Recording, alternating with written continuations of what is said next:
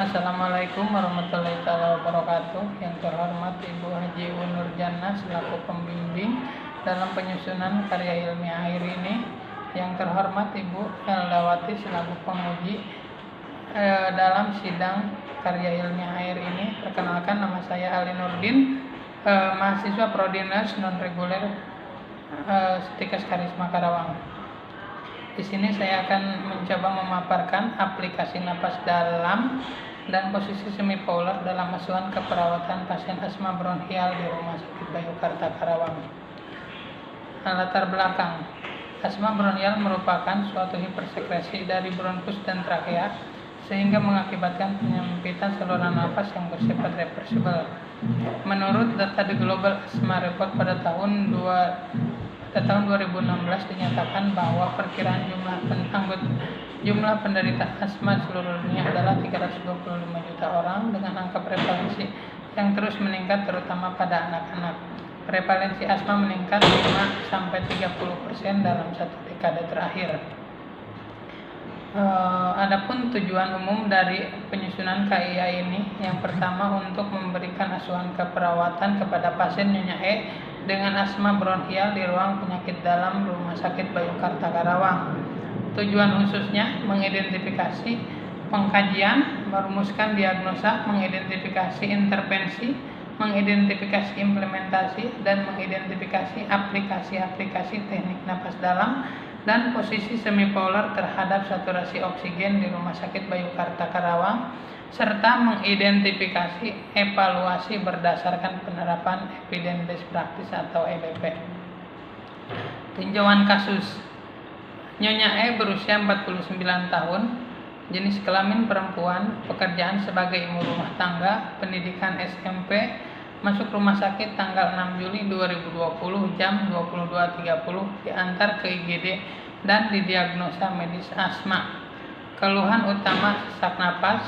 Riwayat kesehatan saat ini: sesak napas sejak 2 hari yang lalu, sempat dilakukan nebulizer sebelum dibawa ke rumah sakit, namun sesak makin memperberat dan disertai batuk. Riwayat kesehatan masa lalu: kalian pernah dirawat 2 bulan yang lalu dengan diagnosis penyakit yang sama. Riwayat kesehatan keluarga: dalam keluarga tidak ada yang menderita penyakit yang sama dengan dirinya untuk saat ini. Pada hasil pemeriksaan fisik ditemukan data respirasi 28 kali per menit, pola napas dyspnoe, adanya cuping hidung, penggunaan otot bantu napas, retraksi dada. Pada saat diauskultasi, bunyi napas terdengar wheezing. Untuk terapi obat-obatan, dapat infusan RL atau ringel laktat 20 tetes per menit intravena.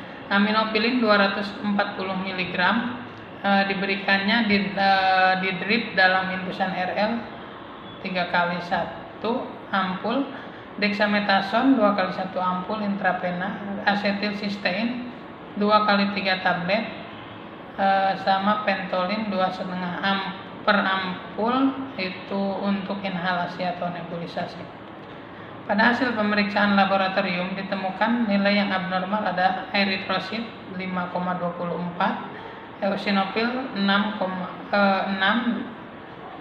sedangkan angka normalnya 2,4 dan segmen 71.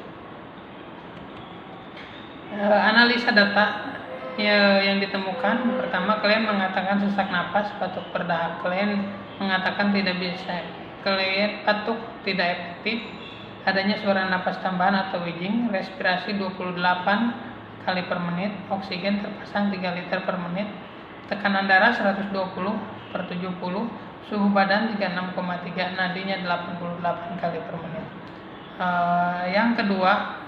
Yang pertama, dia analisa data yang kedua, klien mengatakan sebelum sakit makan 3-4 kali sehari. Setelah sakit, klien hanya makan 3 hari sekali, namun jumlah porsi yang berkurang. Diagnos DO-nya: makanan yang disajikan masih tersisa, klien berusaha untuk melanjutkan makanannya. Analisa data yang ketiga, klien mengatakan sesak meningkat bila klien melakukan aktivitas. DO-nya: klien tampak lemah, tampak pucat bila telah melakukan aktivitas. Untuk analisa data yang keempat, kalian mengatakan semenjak sakit kalian hanya mandi sekali sehari dan belum melakukan keramas. DO-nya, rambut kalian kurang rapih dan terlihat kurang bersih. Yang kelima, kalian mengungkapkan ingin menambah wawasan tentang penyakitnya. Kalian mengungkapkan selalu bertanya kepada petugas posyandu yang datang ke wilayahnya. DO, kalian selalu bertanya kepada perawat yang jaga di ruangan untuk mengenai masalah penyakit yang diderita dan cara penata laksanaan di rumah apabila penyakitnya kambuh. Untuk diagnosa keperawatan yang ditemukan di sini adalah yang pertama, bersihan jalan napas tidak efektif, yang kedua, kesiapan peningkatan nutrisi, yang ketiga, intoleransi aktivitas, yang keempat, defisit perawatan diri, yang kelima, kesiapan peningkatan pengetahuan.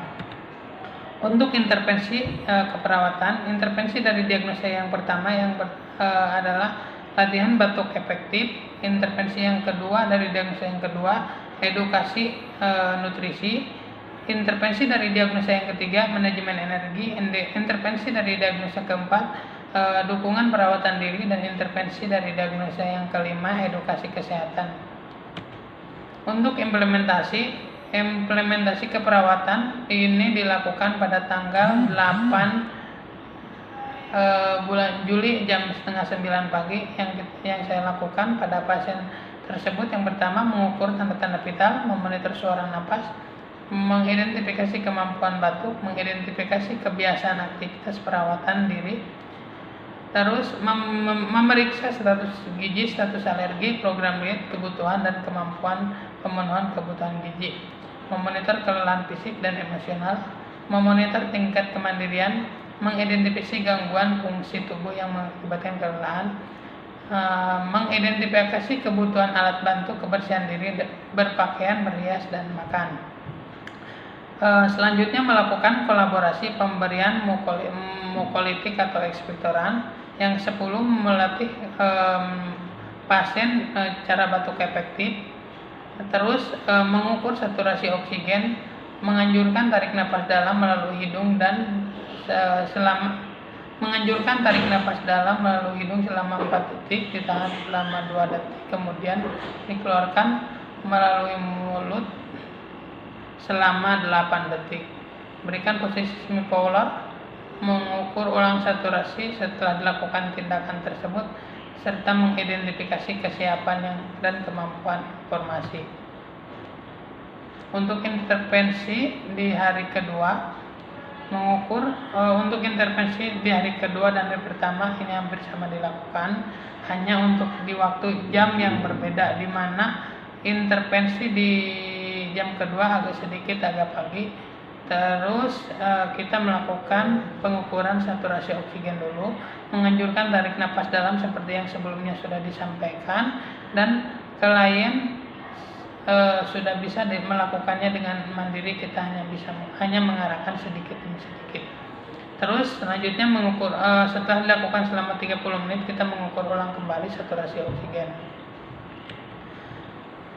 Nah, pada kesimpulan penelitian ini ada perubahan saturasi dan frekuensi nadi dan frekuensi napas pada Nyonya E setelah dilakukan tindakan aplikasi napas dalam dan perubahan posisi blower. Pada hari pertama dilakukan aplikasi sesak mulai berkurang dari sebelumnya respirasi 24 kali per menit menjadi dari sebelumnya 28 kali per menit menjadi 24 kali per menit, dan hari berikutnya turun menjadi 20 kali per menit dengan saturasi oksigen 97 sampai 98%. Untuk wheezing masih ada, namun sudah berkurang pada hari ketiga. Terima kasih.